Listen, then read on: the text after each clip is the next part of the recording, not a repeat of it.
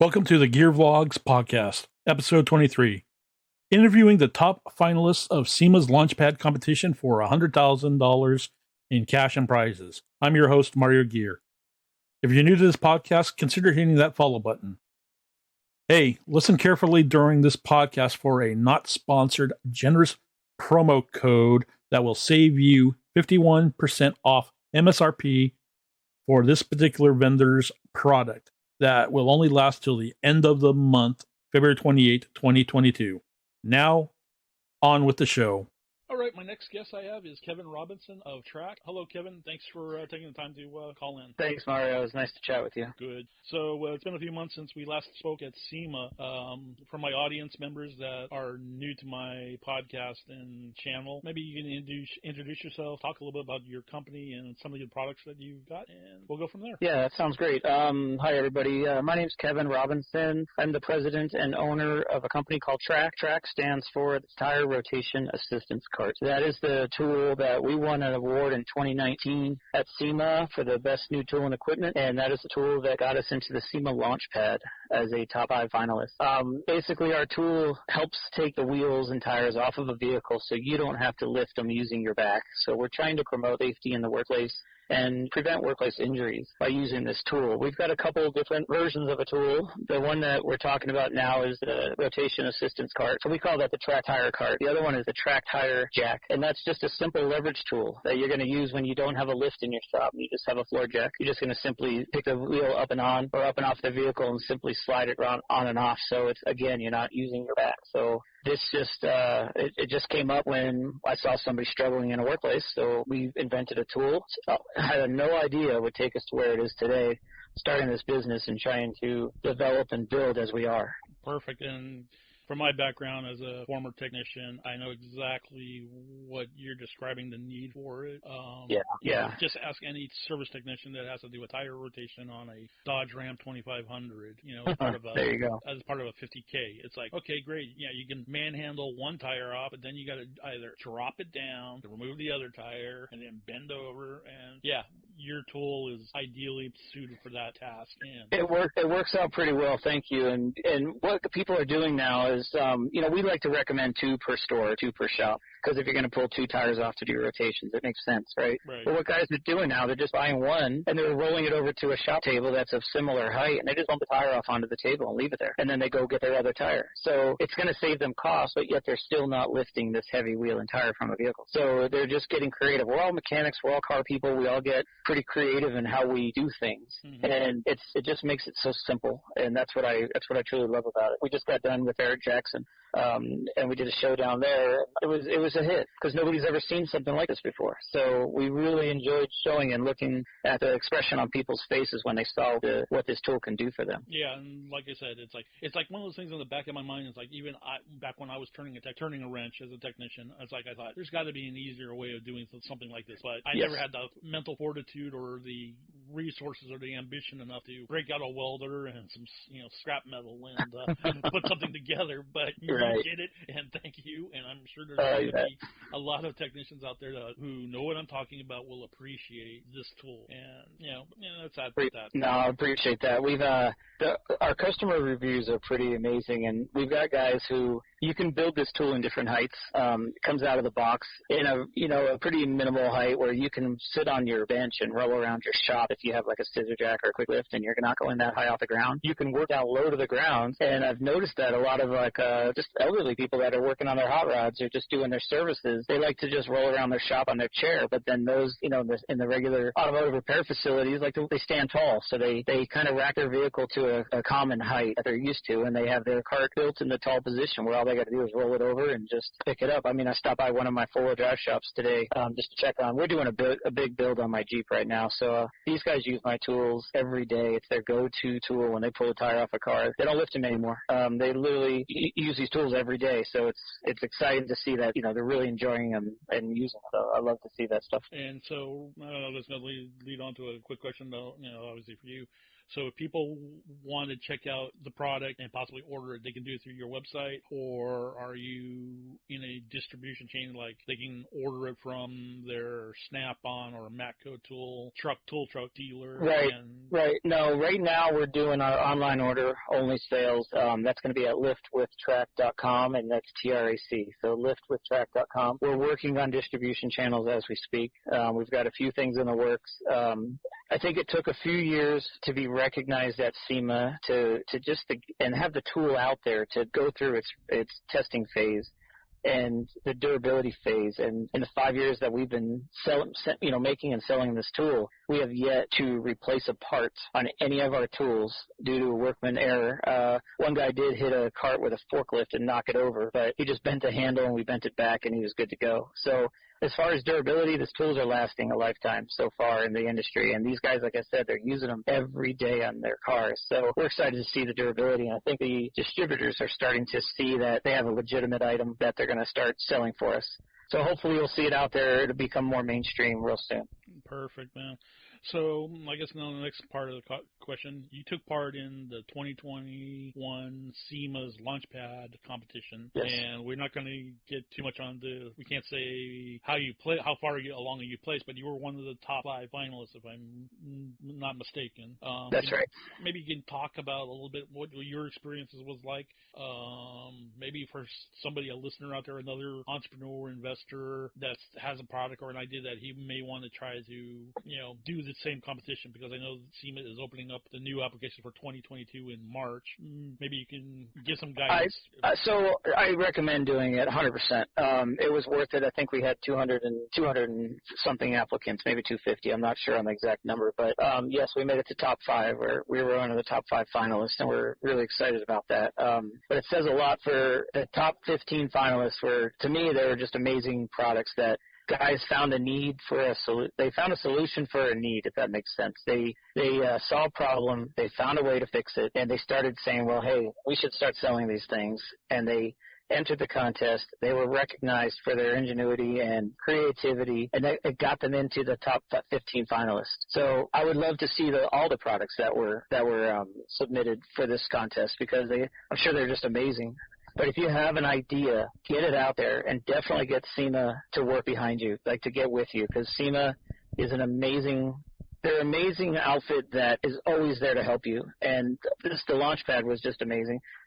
We went to, in 19, when we won the new product award, that just boosted it, right? So that just got us out there and got us recognized, and we're in every SEMA publication for the following year. And then when you find a new product and you want to display it with SEMA, they're going to put it in their publication, so everybody's going to see it in the industry. These are all the buyers that you want to come to you. So if you don't do it, you're never going to get out there. Yeah. Build something unique and creative. Contact SEMA. Tell them you want to put it in their new product showcase. Tell them you want to enter the LaunchPad, and they will stand behind you to promote you. The producers of the show, all they kept saying was, we are here to make you guys look good. We want you to succeed. This isn't just a TV show with drama. This is a legitimate way to get us on the main stage to promote our products, and they were really solid about that. Well, that brings up a good point about, as far as I know, you had the support of SEMA, but you being out there, and just curious, during this past SEMA, did you have other industry colleagues or other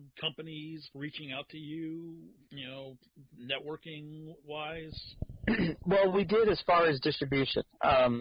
Being new to this kind of industry, I've been in the auto industry for quite a long time, but actually building a product and selling it, I knew nothing about. So I've had help through family and friends, and I've had help, just to kind of do the steps. But when you have distributors that like your product and they want to kind of coach you through the system, and they want to take your product, they teach you about margins, they teach you about distribution, manufacturing, what you should be looking for. So you got to listen to people that are, 10 steps, 20 steps ahead of you, because you're never going to catch up to them because they've been doing it for years.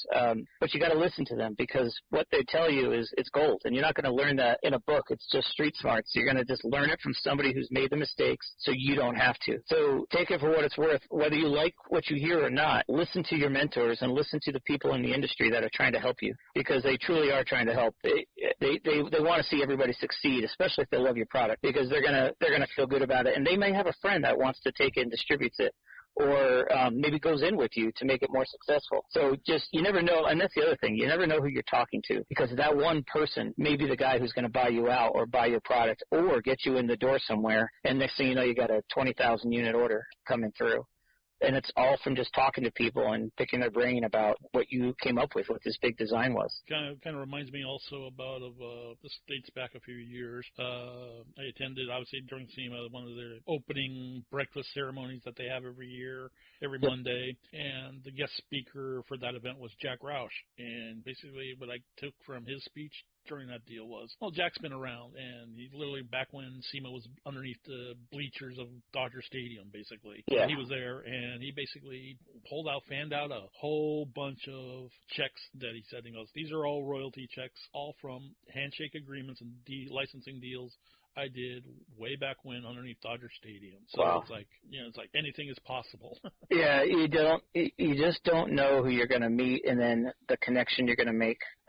You just don't, because example, I was just at a trade show and I met somebody who he had a torn up sweatshirt, torn up jeans, holes in both of his shoes, and he was telling me he's going to go walk the floor right now. And I was like, we were making a joke about his shoes. I said, you need duct tape. You got to tape your shoes up. And he's like, no, I need the air conditioning in my feet. And turns out it was a guy who owns a massive trucking company who distributes cars nationwide.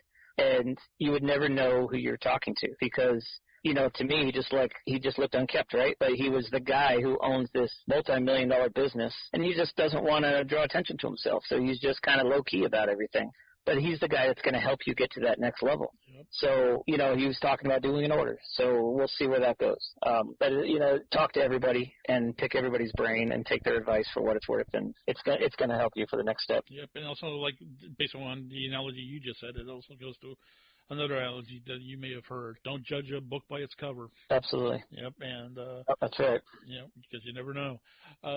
Cool. So I guess SEMA will be airing the final episode of the filming, and the final results on Sunday will be on the History Channel. Yes. So yes. Hopefully I'll be tuning in, and I suggest all the viewers and listeners to tune in and check your local listings and check it out. And wake up early before the Super Bowl. Have your coffee. Yep. Have your breakfast. Watch our show. I haven't seen the final episode, so I have no idea how I look. But I know how it went down during filming, so I'm just crossing my fingers that everything looks good on the show. But I mean, like I said, the finalists that we were involved with are amazing people with amazing products. Everybody they've got their A game. They're good people, and they're smart, and it humbles you. You think you've got a great idea, and then the guy next to you it blows you away. And how are they so creative in what they're building and manufacturing and selling? And it's just some really, really smart people that are out there, and we've made some really good relationships between, that are coming from the LaunchPad. We all stay in touch, and we've hopefully got a new bond between us all that, we can just be friends and meet up, even though we're all across the country at some point where, we're going to meet up and chat about all this. Yeah, well, you're kind of guys are essentially the 2021 class LaunchPad. Yeah, right. Team of 21, right? Yeah. Question also, I've been meaning to ask, anything you got in development now for any new products for next year, or this year, I should say? Yeah, I do actually. So we have another tool, like I said earlier, it's called the tire jack, and it's a very simple leverage tool. And by simple, I mean it's just simple. It's a piece of steel with a nice roller under it, and it's designed to scoop a wheel and tire off a vehicle. It's a $135 tool. So the price point is there. It's easy for distribution. It's just a great solid tool. I have a Jeep with 40s on it, and 40-inch tire with bead locks. It weighs about 200 pounds. This tire simply picks it up, slides it on and off effortlessly. I've got a video online, and if you do any kind of YouTube searches, you'll see a couple more videos, and it makes it so easy. But one better, we're developing a new tool right now for one of the big tire companies. Let's just say a tire service company. And we're working with them based on what they need to keep their technicians safe in the shop. They have a certain spec that they're looking for, how high off the ground, how high up to the wheel balancers. The basically the ergonomics of the technician holding onto the tire and the tool. So that is in development right now. We're hoping to have our first CAD design done in the next maybe 6 weeks. I've got a meeting on Thursday to talk about that. And hopefully if that one goes well and all the testing works out, maybe within a year, that one you'll be seeing out there in the stores, and then hopefully that'll be up at SEMA as well. Oh, cool, man. Yeah, maybe keep me in mind if you get any early prototypes. If I need to sign an NDA or something, let me know. Oh, yeah. Sign an NDA, and I'll give you my pick, my thoughts if you want. Yeah, I mean that's kind of what we're looking for. This company said, we're not going to promise that we're going to buy from you, but if it is what we're talking about, then we're going to buy from you. So, so it sounds promising. But it's a lot of hard work, a lot of hours, but that's what you do, right? This isn't a 9-to-5 job. All this stuff that we do, all the guys at SEMA, all the entrepreneurs, the guys who are coming up with these products, we're not 9-to-5 people. Everybody just figures it out. Nobody sleeps, I'm sure, because we're too busy thinking of the next idea, or what can you do better that you currently are working on. So, we're trying to become OEM essential. Our tools, we're trying to promote safety in the workplace. So the goal is to have the OEM see us and understand they need our tool in their shops to create safety in the workplace. So our ultimate end goal is to be OEM essential, and we hope we get there. So that's what I'm trying to get to. And I think you're on the right road path to accomplishing those goals. And Thank you. So cool. Oh man, I'll let you get going. I know it's the end of the day probably for you, and yep. I'm halfway through my work day, so. All right. And it was nice talking with you. And yep, yeah, it was nice to hear from you again, and it's good to see you up at the booth as well. So finally get to put a face to the name, That was Kevin Robinson of TRAC Inc. Links to Kevin's sites will be in the show notes. My next guest hails from Elk Grove, California, and in his pursuit of horsepower at the track leads us into his story and his product that he calls Natural Nitrous. All right, my next guest is Dustin Woolf of Wolfpack Racing, and thanks for taking the time to call in and be a guest on my podcast today, Dustin. No problem at all, man. Thank you for having me. No problem. So can you tell us a little bit about your company? All right, yeah, we're a small shop. We're here in Elk Grove, California, south of Sacramento. Got a little Mustang shop here. I started out pretty much as a hobby shop, just a little spot for me and my buddies to come hang out and work on our cars and tinker around. And it wasn't until around October of 21. Is actually 20. I decided to go ahead and quit my job as a general foreman in the union doing HVAC and mechanical, and go full-time at the shop and pursue my entrepreneurship, if you may say it like that. And my invention, I picked it back up and redesigned the coil and went full bore in 2021, and in 7 months I ended up at SEMA. Cool. So maybe some of my audience members may have not heard it yet. You, I guess, dubbed the product Natural Nitrous, so maybe you want to go into a little more depth about what the product is and what's involved? Yeah, so definitely. My product is called Natural Nitrous. What it is everyone in the automotive world, they know about cold air. Everyone, there's a lot of companies out there, Moroso, K&N, everyone is trying to get cold air to an engine. So with my HVAC background, I designed basically an air-conditioned system. It's a standalone refrigeration system for your air induction, where you actually have an evaporator coil in your airstream, and we use a low-temperature refrigerant, and we actually get your air temperature.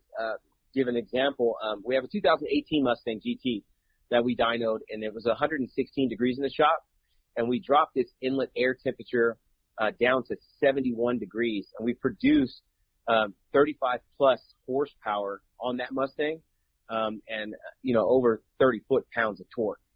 Nice. So that's what it does, man. My name's Dustin Woolf, and I make cold air. Your concept of this idea kind of reminds me way back in the early 2000s on a Ford concept truck, F-150 Lightning concept truck. basically, I guess Ford was teasing the idea of a next generation Lightning after the second generation, and basically they kind of had something similar to it. They had a root style blower on the truck, but as you know, most root style blowers from Ford, you have the intercooler underneath the blower itself, but somehow they were able to plumb it up to the AC system, and with a push of a button, they were able to deliver, I guess, like maybe for launch control, cold insta boost. At least that was the theory of the system. So it sounds like you kind of like took that idea and improved on it for people with blew it out. What I did, blew it out of the water. Yeah. So with that theory, even Dodge Demon, they use the AC compressor that's on the car, and when you do that, they're cooling down a fluid and using the fluid as a medium to cool down the air charge. So, you're losing horsepower through parasitic drag, because you're spinning that compressor. Right. To make horsepower.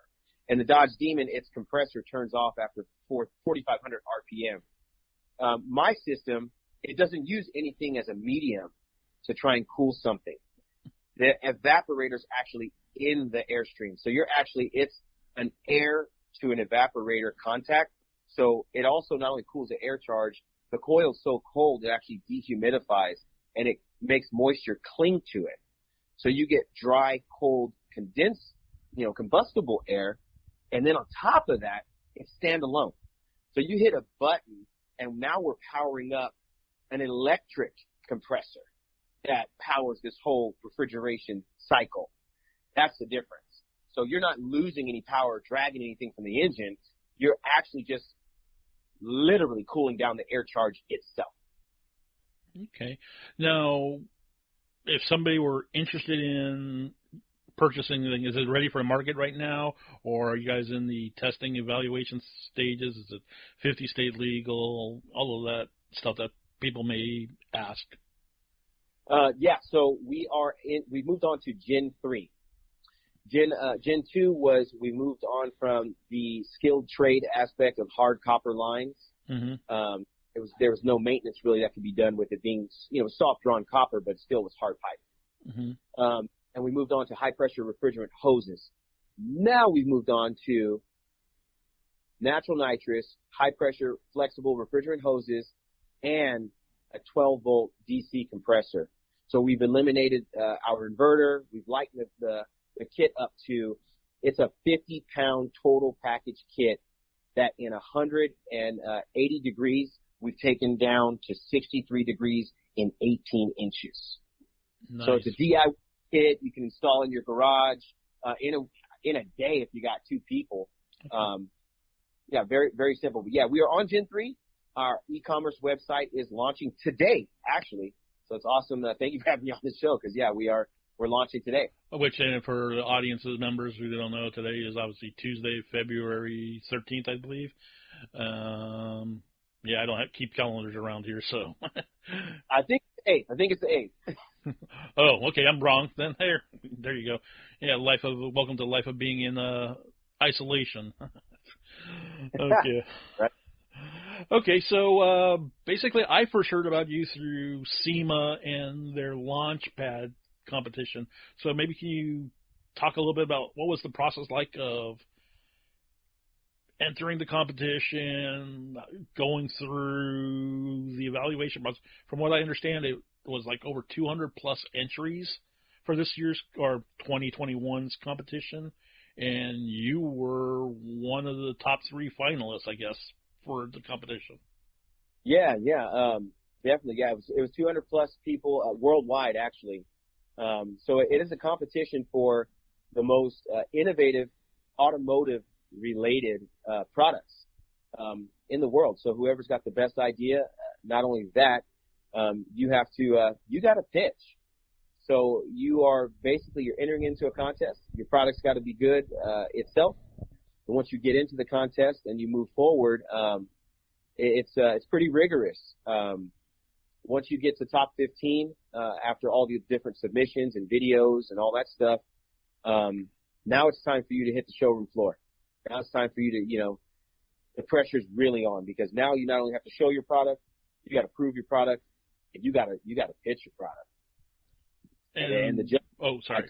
I was going to say, for my audience members who are listening to this podcast, a video interview when I first met Dustin will be up on our YouTube channel.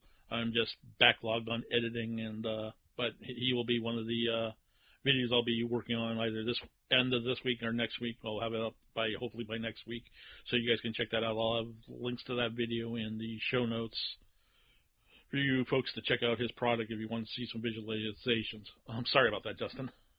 No worries at all, man.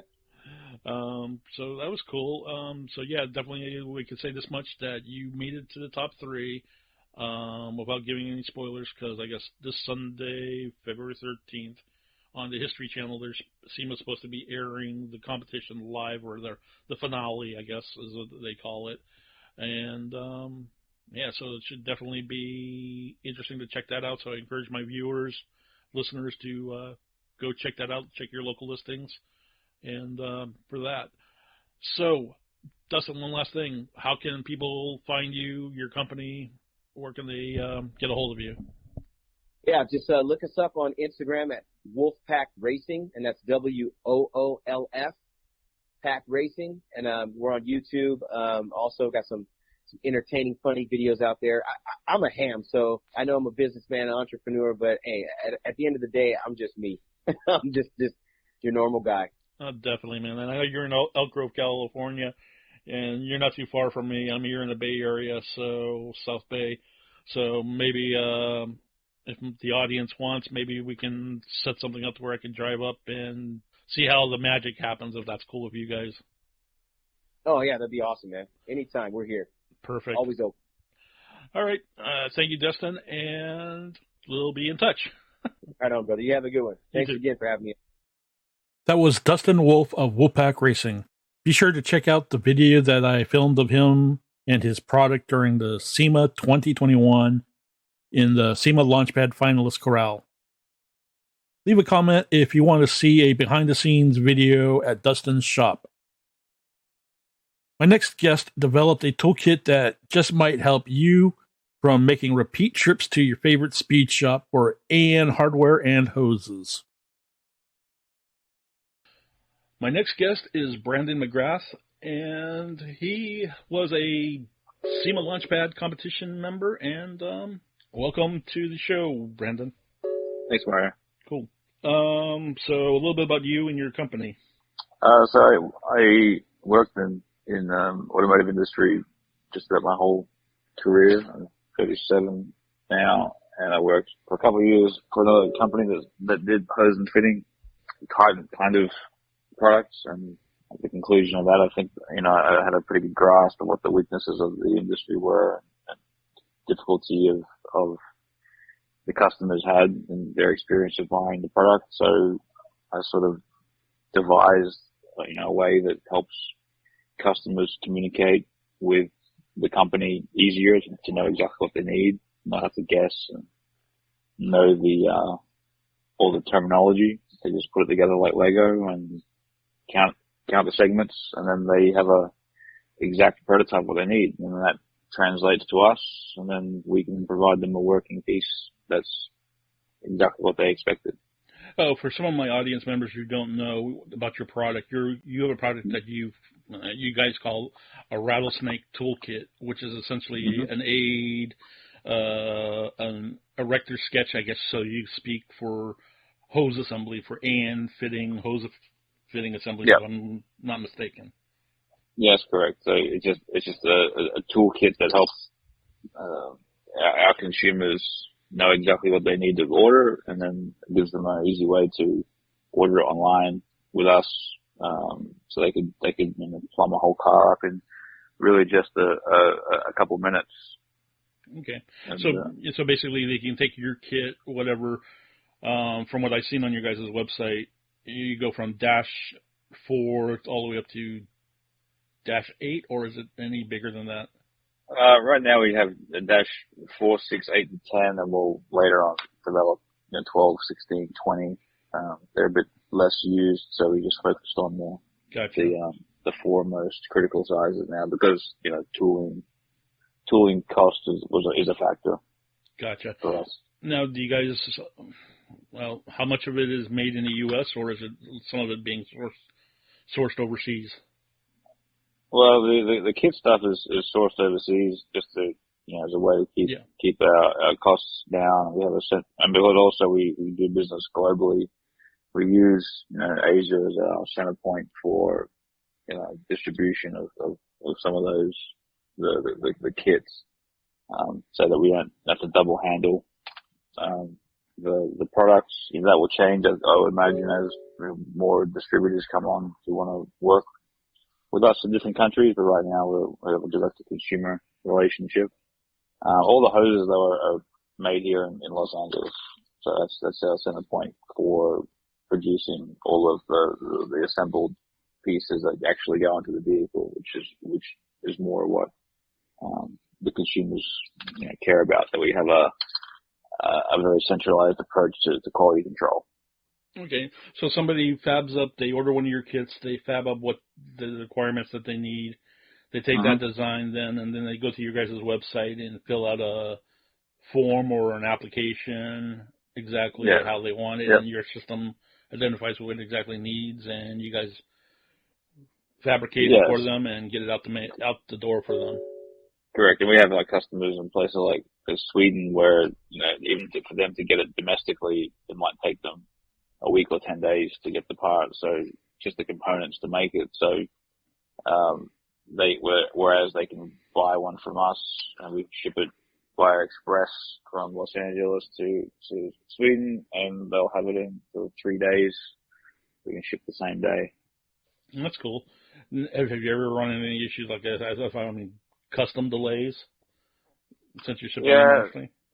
It can happen, but we're using well-known courier services, so that they don't generally have many problems unless there's an issue with the paperwork on our end, and the packages are small and they're at a low enough value that they don't get caught up for VATs. Well, usually most of the VATs get processed after the fact if there is any, so they get sent a letter from their respective organization to cover that. So it doesn't affect us too much. Cool. So I guess the next aspect, how could, for people who are interested in this product or they want to check it out, where can they go to find out more about your product, or if they want to order it, where can they go to? Yeah, well, they can order it directly from us at dymepsi.com, dymepsi.com. Okay. And for anyone who's interested in your audience, we'll give them a special offer of basically 51% off the product. They use code DYMERSTK5. So DYMERSTK51. Cool. Appreciate that. This wasn't planned, so for my audience members, it pays to be a listener. Yeah. Well, and I'll send you a copy of that too, so you can post it. Definitely, I'll add that into the show notes for folks. And how long will that code be valid for the month? Yeah, for the month. We'll keep that open. Okay. Cool. We definitely appreciate that. So now, part of it, you were one of the top 5 finalists in the SEMA's LaunchPad competition of 2021. That's right. So, yeah, we came in 3rd overall. Not bad. Congratulations. Thank you. So what was that process like? I mean, I've seen, for my audience members who don't know, if you go to the SEMA's YouTube channel, you can see up like 5 videos of the elimination process of what happened. But I guess this Sunday on the 13th, 7 a.m. Eastern Standard Time, they're airing the final, who went, the final stage, I guess it was at the awards banquet dinner that they announced the winner, which I didn't get a chance to attend. There was a couple of stages the top 5 went to, the top 15 went and displayed at SEMA, and then we all had a pavilion together, which was great. Great location in front of Ford's booth. I remember that. And then the top 5, we had an elimination round during the week, I think on Wednesday, and that was basically to go from the top 5 to the top 2, and that's where I came in 3rd in that one. And then the top two guys, Tom and Dustin, went on to the banquet to compete for first and second. Okay. So they had to pitch again. Yep. Yeah, we'll just leave it at that on that aspect. So just curious, what do you think out of all of the judging questions that you got, which one threw you for a loop, or you think out of whatever stages during the elimination process that you had, you probably found the most difficult? I think I was pretty well prepared because I've been doing this for a couple of years and I have a background in the industry. So I didn't really get thrown for any because those are the same kind of questions that a lot of like customers or potential customers would ask me. So I'm pretty good at just, having an answer ready to go because it's all just, I'm not making anything up. It's all just fact based. So I was in a position where my business was a little bit more mature than some of the other ones. So I've been in the market for a little bit. So I had, some degree of, awareness of the kind of things they were going to ask and also had good answers for those questions. So I think I felt very comfortable doing that part of the competition. I was pretty well prepared for that. The questions, were a lot of the ones that were kind of ambiguous is like, what's the market opportunity? And because, hose and fitting stuff, it seems pretty, unambiguous, but, it's used in so many industries and so many segments of industries that it's hard to quantify exactly what the opportunity would be on this. Like just like talking about performance stuff, like, it could be like $100 million opportunity just in the US. It could be more because it doesn't account for like what, assembled pieces are selling for, doesn't account for, so tier one OEM opportunities, doesn't account for industrial sectors. So it's kind of, there's a lot of opportunity for the product, to be adapted in different industries. So it's hard to kind of give a quantifiable answer to anybody, about the opportunities because they could, it could get pulled in any number of directions.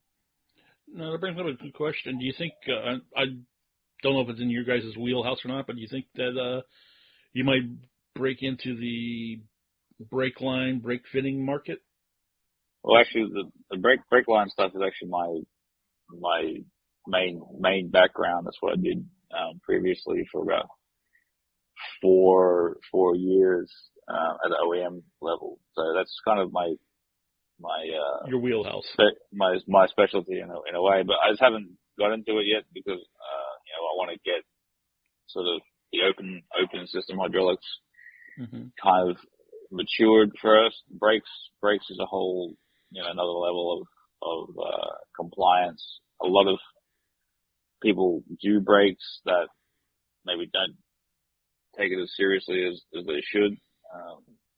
So I need to invest more in the testing side of it, the development, R&D to make sure that the product I'm producing is a better product than what's available. And I can demonstrate that, and also that I can have the testing equipment in place here to validate every line to a very high level, so that I can be assured that any product that goes out of the door here will be robust and reliable for a long, long time. So I'm working on that stuff in the background, but I am not going to release anything until I'm set in place. Totally confident in the process and the design, so that it's not just there's no risk for my customers. I definitely understand that. And, a lot of people always ask that. It's like, well, was a DOT approved, and whatnot. Well, DOT approved is a kind of an ambiguous statement because most people, they may have a DOT, have gone through some of the process, but to get, you might have gotten your approval on the set of lines that you sent in to test, but, is what you're making every day in your factory reflective of what you sent in to test? What extra things did you do to massage samples to pass a test one time versus, if you Mario calls me up with brake lines, are those lines as good as the ones that got tested? And that's the question I want to make sure I can answer for anybody who buys from us. That, they're exactly the same. Definitely understand Yeah. that. Yeah. You could take any part from production and test it again, and it would pass, no problem. Perfect. All right. I think that about wraps it up, and I think we got enough for the interview. Cool. So if people want to find you on social media, what platforms are you on? Instagram and TikTok, the main ones that I'm on. It's at dymepsi.com. Also, at dymepsi. Perfect. So, those are the main two. Perfect. And I'll add these to the show notes so people can find you and all that good stuff. And hopefully we'll see the results. And, well, cat's out of the bag that you took third place. We could have hoped that you could have taken the 100K grand prize, but oh well. Well, I hope so too, but Yep. All right. Thank you for your time, Brendan. And you're welcome. Once again, I want to give a huge thank you to Brendan for coming onto the podcast and for his generous promo code offer for his Rattlesnake Toolkit. This offer expires at the end of the month, February 28th, 2022. This promo offer is not sponsored. Make sure that you're following this podcast as I have a few more finalists to interview in the coming weeks. Hey, if you're listening to this podcast on anchor.fm, did you know that you can help support this podcast by clicking on the support button or look for the support link in the show notes?